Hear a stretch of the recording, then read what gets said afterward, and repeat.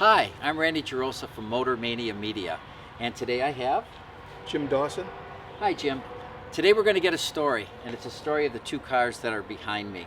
But what I'd first like to know, Jim, is let's start at the very, very beginning. What got you interested in cars? It was my dad. He was a car nut. He had all kind of cars.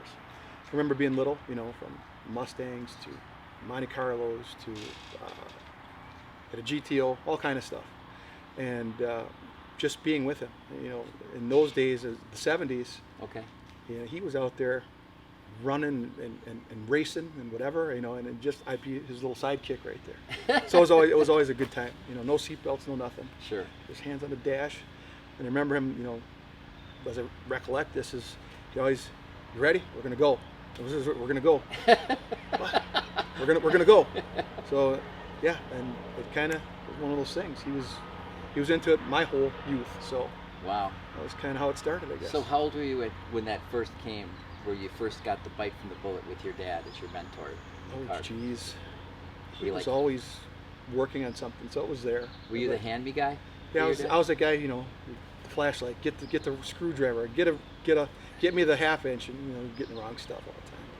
Sure. It was I was there with him in the garage. He was always there. So he and his buddy Walt, basically lived in a garage. Wow. Did he take them to shows, or did he race them, or He just his own passion, huh? He had cars. He'd fix one. He'd run it. He was, I guess, for lack of a better term, he'd race car. He'd race them all over the place. Sure. And he the one I remember though, the one that still sticks into my mind as his car was, he had a big block '69 Mustang, Okay. and with the moon hubcaps, whatever, red and white with the thrush sticker, the thrush sticker on the back of the window, and the thing was just lights up, and it just hang on. And that's the car I remember Okay. my dad having. Wow. No, that's awesome. So there was that time in your life where you were young, you were the hand-me guy to your dad, you saw these great cars coming in out of his garage. Yep. Who couldn't be interested in something like Yeah, that? it was. So after that happened, what's the next step? So eventually a dad and a son you'd start doing Yeah. your thing. And what happened during that transition? That transition was probably the transition where I got my license. Okay. Again, first car. You went from the passenger to the driver. First car ever. One of those high performance 75, those low compression kind of motors. High performance 360. Big Cordoba thing was basically. Okay, It okay. was, but it was such a slug. And to make it go fast, neutral drop, stand on it, whatever. And I got the car. I got my license in June. We went and got the car. Dad was great. He was always good to me. Interactive, kind of hands-on. We did everything. He's my best friend still. Sure. So, got the Charger, and basically you make it fast. We power stands, whatever, and the car was gone. By the end of the summer, it was done. We had to get Wow. rid of that car. So, I was carless for a while, and that was the whole summer of that one. That was 16. So my dad had a '73 Le Mans with a big 455 in it. Those are nice cars to And tweak out. that was his car. So at that point, that's the next thing he was working on. So he ended up giving me the car. Wow. And again, I went to the high school. I was at Pulaski High School. So now I'm in there, and we strip it down. It was clean enough that we were able to do the body work on it and paint the car there. And there was a lot of bugs, a lot of whatever that, first time trying to work on a car. Sure. But I So- had great instructors, great teachers, and a shop that was just available to us. Full shop, full body shop. So Pulaski had an automobile shop. Yes. At their high school. That's Like no other. And again, people don't understand or people forget the history of what it was. The kids in the shop classes and the kids in the automotive track, it was basically a 4-year program. You could either choose to specialize in auto body, diesel, or it was power. They call it powertrain or something. That's what I actually my specialty, or my degree would have been in. Oh, sure. So again, everybody takes generic courses freshman year, sophomore year, then you specialize. Now you're in the shop, you're junior and senior, you're doing auto body, diesel, or working on motors. Wow. and other stuff.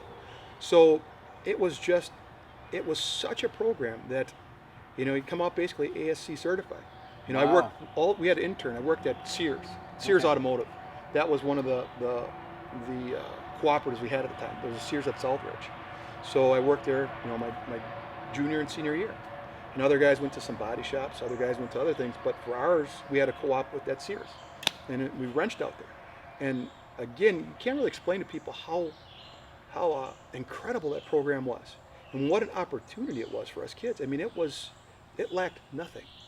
Wow. And yeah, to this day, everything I know is based on what my dad taught me, but like some of the formal stuff.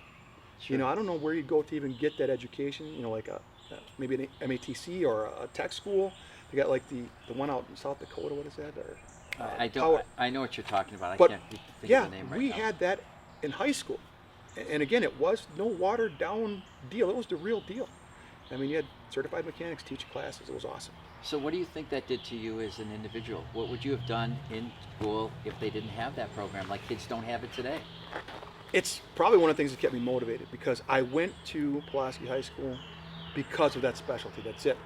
Milwaukee in those days, again, was kind of broken up into specialties. Like Hamilton was business, food, recreation, another one. And tech was the trades, and people still remember tech, Milwaukee Boys Tech.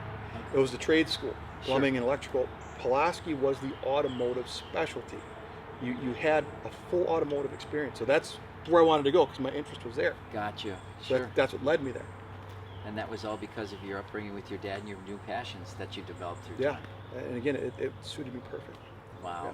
Wow. So, okay, so now we are in school. You're working on cars. You're working at Sears Automotive. Yep. So you're also getting paid while you're doing what you're doing. So it's really a great growth pattern for a young person at that time of their life. It keeps them out of trouble. It keeps them interested. Yep. And what's really cool is what we're going to go into with this story, how this all develops as Comes part full of your circle, huh? life. Yeah, it's awesome. It's a great story. So let's get into the rest of the story. So now we enter your cars, right, that you have? Yes. Let's start on the timeline. Which one was first? What happened with that story? And then we can get into your other Chevelle. The blue one, it's a 69 Chevelle. Okay. And the green one is a 71 Chevelle. That's my wife's car. We built that for her. Okay. So the blue one, we got that first, or I bought that first. Yeah. How did you get it? What was your stage of your life? What were you driving before that? I mean, kind of the blend from where we were. As last where we left off, you had your car. You ran it till it was done, and then you found another car. You were running that car. How many years passed before you got this car? It was quite a deal, because I will say when I smacked up my dad's GTO, when I smacked a Highway 100 kind of thing, kid, rider truck, tore Highway off. 100 and kids back in the day. Yeah, that yellow rider truck, it's always right there. Yeah. Dumb. But that would have been my junior in high school. Okay. And I was without a car. My dad was, again, he was just good to me, better than he needed to be. That was my second car. So I had one in the sophomore year, and I smacked that one up the next year.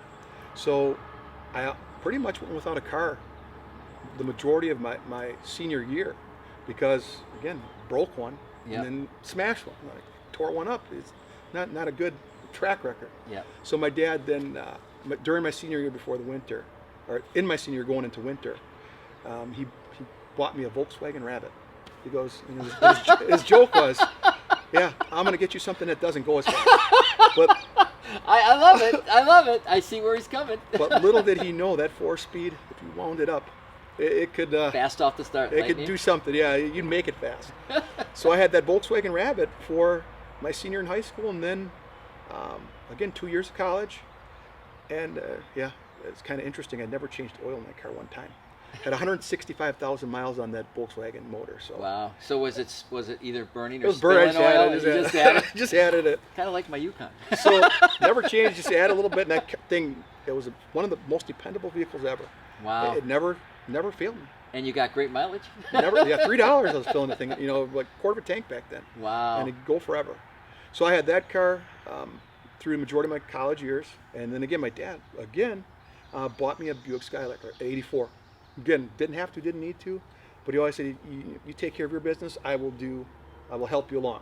And he's too good to me. So he bought me an '84 Skylark, which was like a luxury car back. It was like, Jesus Christ. Yeah, you went from that to I'm this. styling now. So I had that car then. Had that through college, and then when I graduated, so that was my next car.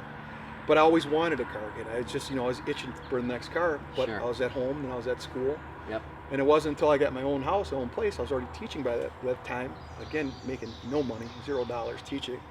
I knew I wanted a car. I got to get a car. I was 25. I'm starting to look now, and I got no money. And it ended up that the car I was going to get, I knew was always going to be a '69 Chevelle. Okay. That was it. So Because that my was your uncle, goal. my uncle had one.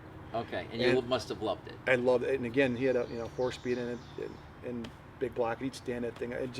My dad had cars, but this '69 Chevelle that was painted plum crazy, just of all colors. It was a Mopar color. Okay. He wanted a Mopar color on the Chevelle, but Yeah. that's what got me hooked. So I knew I had to get a '69 Chevelle.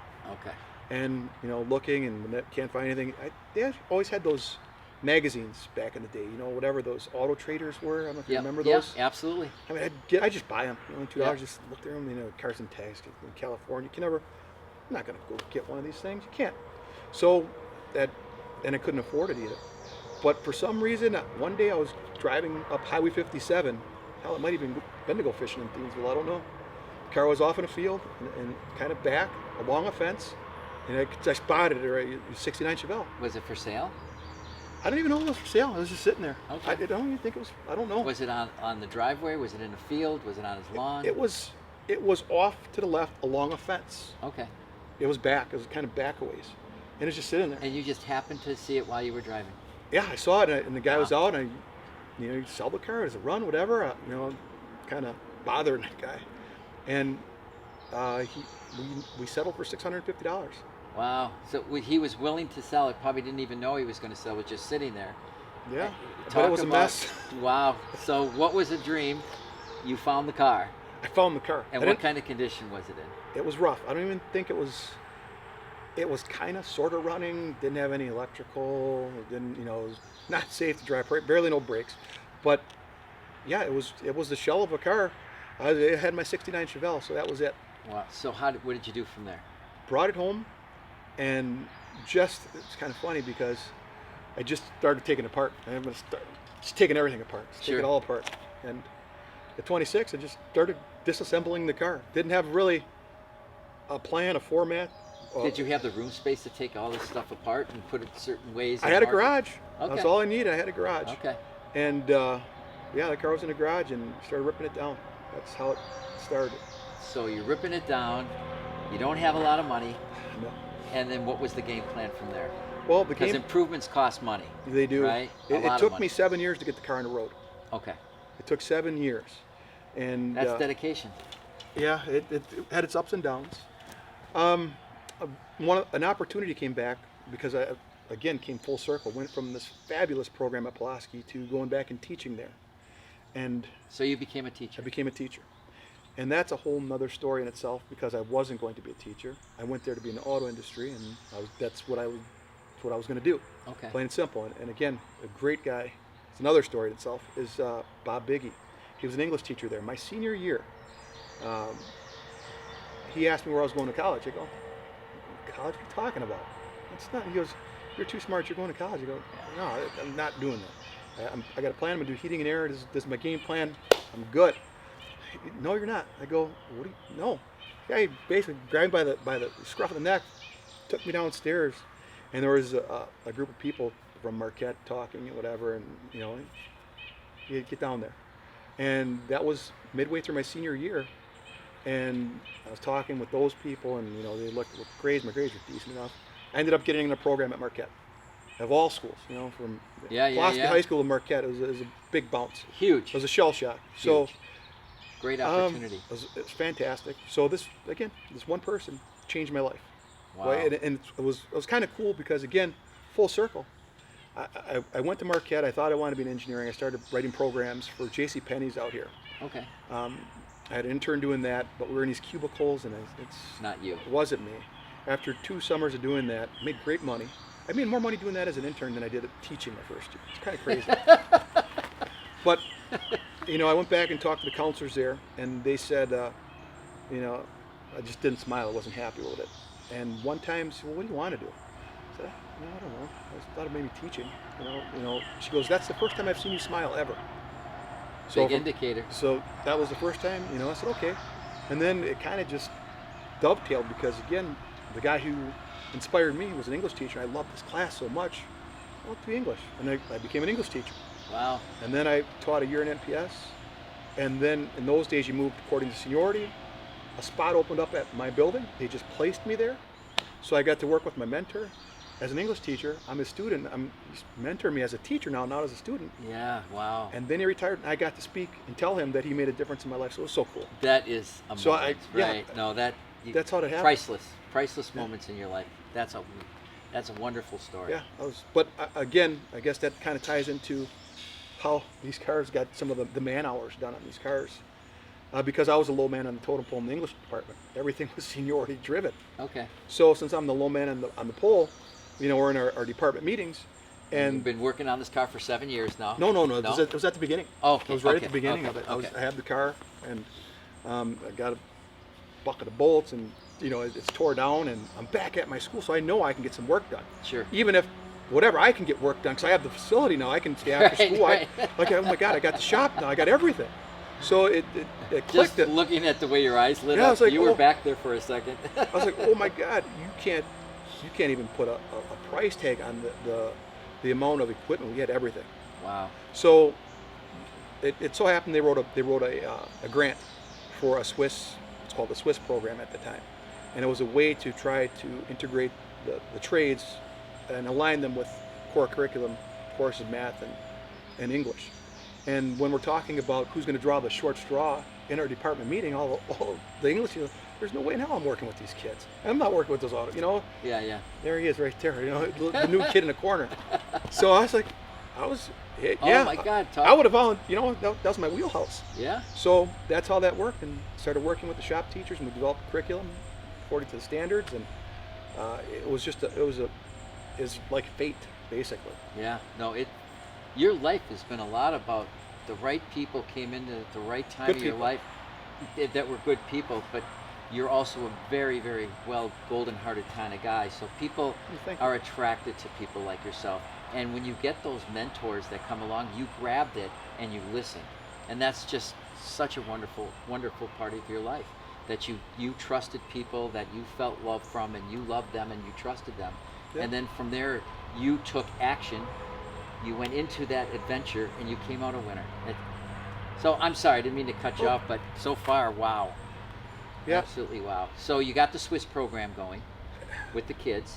Yes. And what did you do with that program? It's a wild ride. We were given, it was a grant, so there's various grants that come and go to public schooling. We were charged with the task of developing a curriculum that would still align with state standards. Okay. That was geared towards, they call them at-risk kids. And I was at risk. Yeah. I'm like, we're just gonna get something going for these guys. So there was 4 of us: a math teacher, an English teacher, and then 2.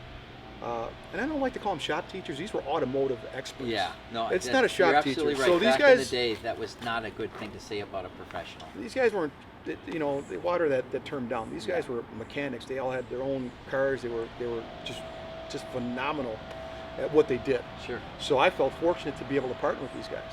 So what we did was we concentrated on their subject matter first.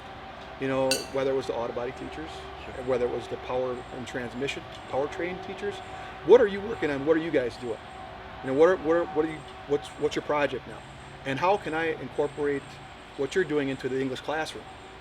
So it was kind of, from a backwards design, kind of thing. Sure. So it wasn't your typical classroom English material. It was all based on what those guys were doing in the automotive shops. Okay. And that would dictate how I'd write my curriculum. But I'd still have to align it to the state standards of what good writing was. Okay. But the main thing always for me was critical thinking. Like, get these kids to think. Yeah. And integrate a passion that they have into things that normally they would scuffle at, like a normal English class, like Shakespeare, things like that. Instead, they're Corey? saying, okay, well, what we're going to do is read this text stuff and integrate it into. So when does your car come introduced into the picture? It was probably, I bought the car before the Swiss program, probably Okay. the year before. Okay. So when I'm talking to the shop teacher, I'm like, look, you guys, I got this Chevelle. I'm building a car. I'm trying to build this thing. So I kind of finagle it into, well, I got a motor. I need to do this motor. Yeah. So, can we get them? Can this be the donor motor?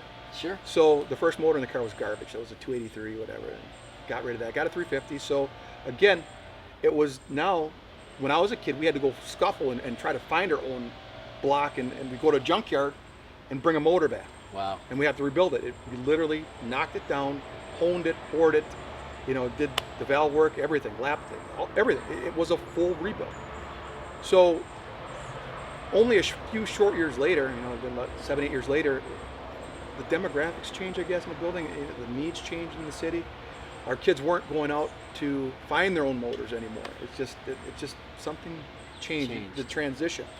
So I have a motor. We're going to let them work on this one, and I'd be down there during my prep times and whatever. And we did it. We honed it, bored it, honed it, put in the piston. We built the motor there. Wow. Is that the engine that's in the car? No, not even close. Okay. I'm four motors later. Yeah. Trying to be a little easier now, but yeah, that's how that started right there. Okay. So I then with some of the auto body teachers. Sure. The only thing that's still original are the doors. That's it. Okay. Everything else had to be replaced, redone. And a lot of those parts weren't OEM, or not OEM, but you go to these places now and you can buy these panels and these whatever. Their internet wasn't out there then. Right. So it was a whole different way of hunting. Yes. So I was out there at Jefferson, Iola, trying to get somewhat straight fenders, and can we get these to work? And that was Sure. kind of the deal, because again, didn't have a lot of money, but got a fender at Iola for $50. It's not the best, not the worst, but it's not where it's going to be a Bondo. Right. It's straight enough. There's enough integrity And to these it. kids now can work this thing, and I can work on it, and we can put the man hours in it, so the man hours aren't just lost. Yes. So actually, the kids are getting some benefit out of doing it. Then we're going to write about it and talk about it, discuss it, and it turns out to be a perfect fender. So it's a win-win. It is. That's definitely a win-win. So that's scenario. kind of how I got a lot of the man hours donated to the car. Gotcha. And then down the road, what happens from there? From there, we get the motor in. We do Okay. get the motor runs. Okay. It's a little smoky, but So what was it like?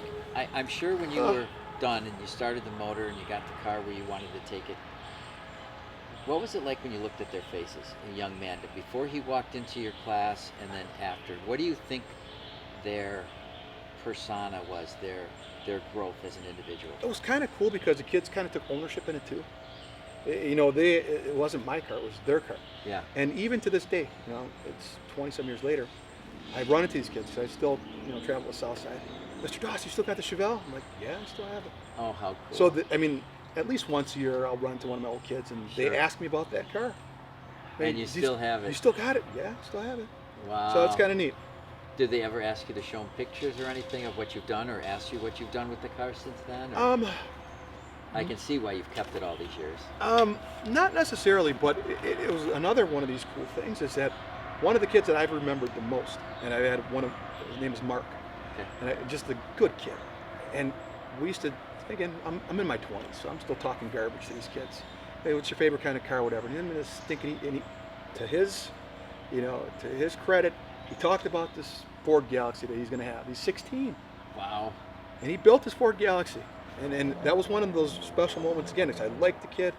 I kept up with him kind of off and on. Sure. And he went after and he built his Ford Galaxy because Ford's the best car on earth. Okay. So he'd work on my car and always make fun of it. And, Chevy, Yeah, whatever. we all know those jokes, right? So it just stars aligned or whatever. We were at the Milwaukee Mile. They did them street drags, whatever. Sure. And I was putting in some good work with this car. We were running it pretty good. But I just put the turbo in it and I couldn't figure it out all the way. It was close, and again, I know just enough to be dangerous. Read a Sure. couple of books.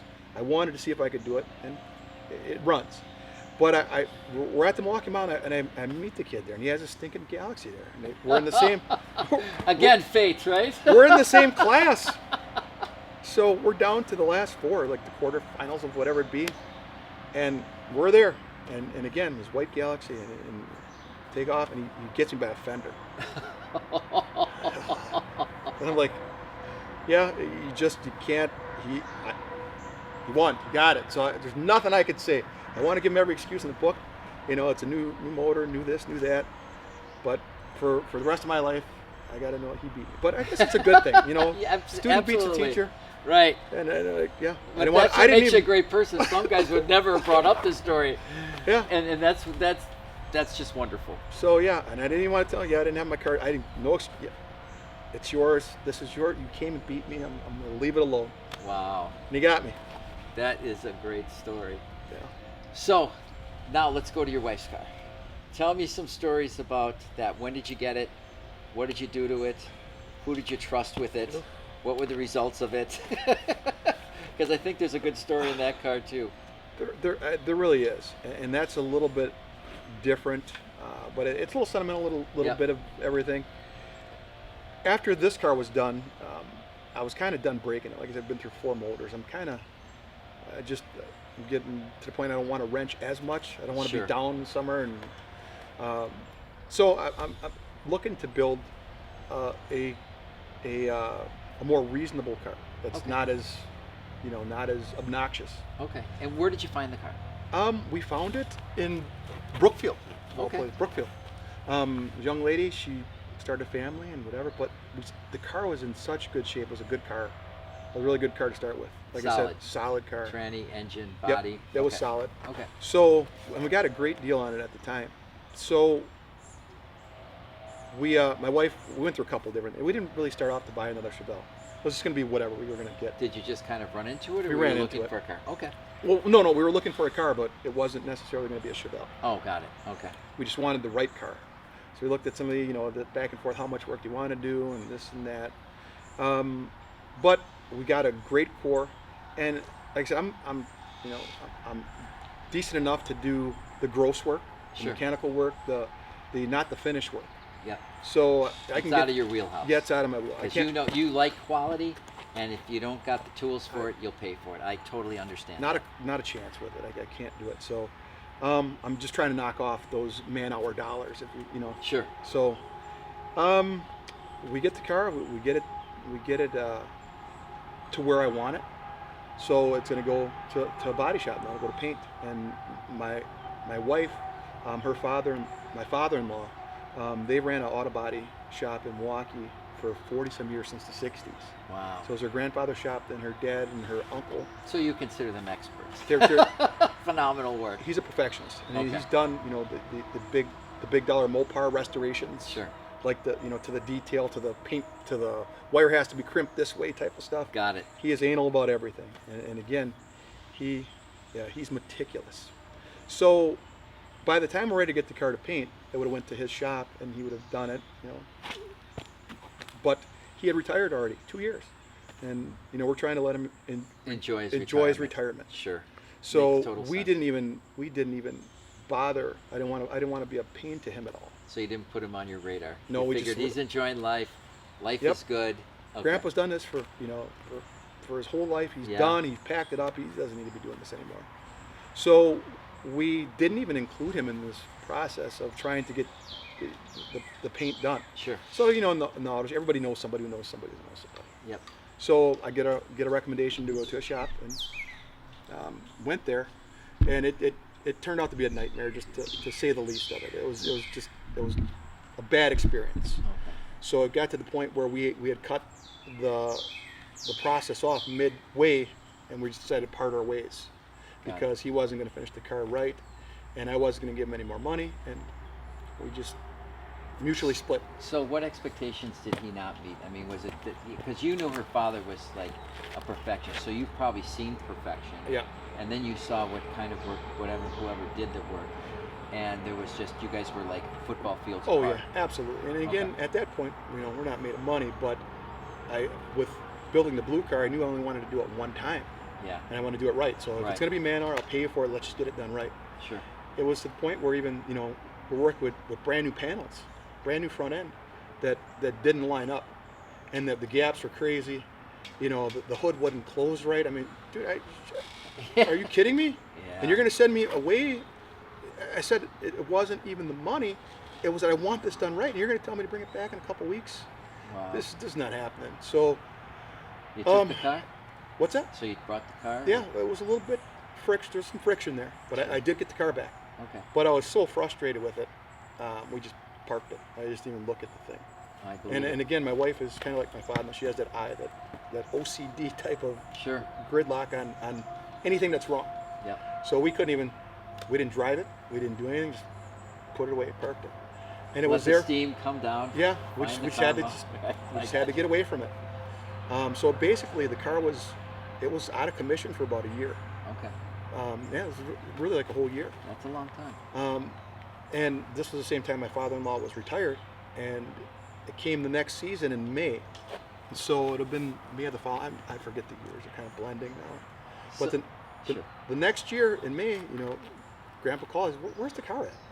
I go, So "Well," he wanted to see it. yeah, he goes, "Where's the car at?" So So he heard the story. he knew this. He knew the whole deal. Okay. So he tried not to grind it in and rub it in, but he Yeah. knew we were in a bad situation. So he didn't bury it and grind it in too hard to me. Okay. But the next May, he says, he's calling. He says, "Hey, where's that car at?" I go, "Well, it's stored away. I can't even look at it. We're just mad." He goes, "Well, why don't you just drop it? Bring it over here." He goes, and his exact words are, "Yeah, I'm kind of tired of building cabinets. Just bring it on over." So we brought it over, and he kept it. And again, he never even let us see the car. Okay. So we didn't even get to look at the car. He didn't let me help do anything. He just had It the went car. into his world because he Yeah. had something in store for you guys. So we never saw that car from May. He called us on Christmas. He said, "Come on over." And it was in Christmas. He parked the car out. It was in his garage. I'm like, "Are you kidding me?" It was just, and here you go, Merry Christmas. So Wow. I don't know exactly when he was, but it was a lot of man hours. We're so grateful. Such a Yeah. good guy. So he basically had to undo everything that the other guy did to get it back into shape so he Yes. could start it all over again. Yep. And because he's a perfectionist, got it down to the final detail. And we never saw it from the day we dropped it off until the day we picked it up. We're over there, but every time we're Yeah. there, car's buried. You can't go. But no. So again, we never saw What a wonderful man. any of the transition. Yeah. Just got it back. He had that vision. He had his deadline. He wanted to really surprise And he never you. told us. We didn't even talk about it. Wow. We never discussed it. Wow. So, That, yeah. that is a great story. It was neat. So, for fun for your cars, which one is your driver that you kind of generally bring around? Does your wife drive her car ever? Yeah, she is. I don't drive the green one hardly ever. Okay. And when we do take it somewhere, I'm in the passenger seat because it's her car. Got it. So, yeah, that's her car, and we take it. If it's a long haul, a long drive, it has some good highway miles in it, or gears in it. So it's not. It's got a 400 small block. It's a little peppy, but it's not obnoxious, and it's got highway gears in it still. So Wow. we can actually take it 70 miles an hour down the road, and these country roads, and still be not at $4,000. Sure. Do you do many car shows with either of your cars? We try to get as often as we can. Okay. It's just because we enjoy it. We enjoy Sure. meeting the people, seeing the people, talking, and hanging out. So it's not every week or whatever, but we do get around. Just, Okay. Yeah, we enjoy it. So if I just look at the story like from the beginning, right? So you have a dad who is into cars. You have a son that had common interest with his dad. As you were following him, you became almost like his shadow. You were the guy who handed Yeah. it to me, and as his passion, you felt his passion, you loved his passion. And what's really cool about it is all the people that came into your life to keep steering you in the right know. direction, right? Right? It's crazy. Right? All the gifts that were that because you were open and trusted good people, you got great results. Yeah. And then you have no money, right? You become a teacher because of a mentor. Yes. Yeah. And once you're inside that world, you find a way where there's the Swiss program where you can take your passion, take kids that they said were challenged, which we all are, depends what gear we're in life, Yep, right? yep, And how we yep. were raised. And you found a way to find their way through a public system in a quality way. Yeah. It's kind of. I believe in fate. I do. I just like you can't avoid what's supposed to happen. Right. So as I said, we talked to my wife too. I said her family. It's kind of just. It's one of those things. Her aunts and uncles, they're just the greatest people. I love them all.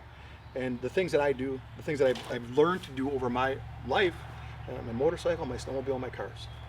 So when I married into her family's cars, motorcycles, and snowmobiles. And it's just, I go, you couldn't write that. They're all, You can't. They're You all can't. car guys. They all got their Harleys. And again, I remember my wife when I first met them, the first big outing, and I have my bike, and I'm gonna go to her uncle's house, and we're gonna ride there and go for a ride.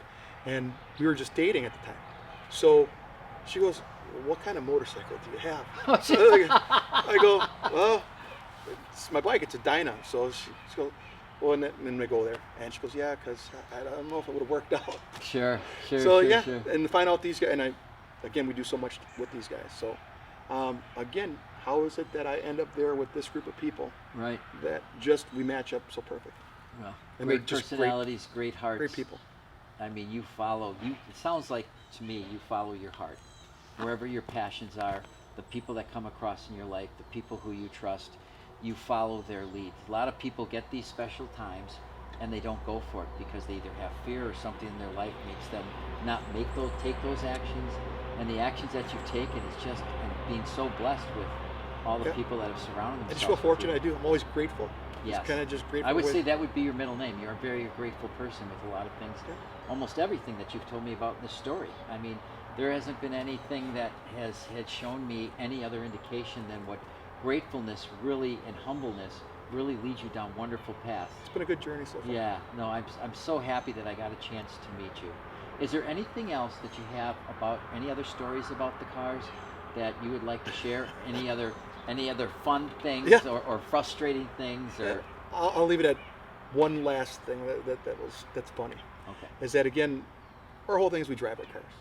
You know, we want to enjoy them. It's not for, I don't go to shows to You don't trailer them. It's Yeah. just we drive them. I mean, I've grown up driving cars. I'd be miserable if I had a car that I just had to look at and couldn't drive it. Yeah.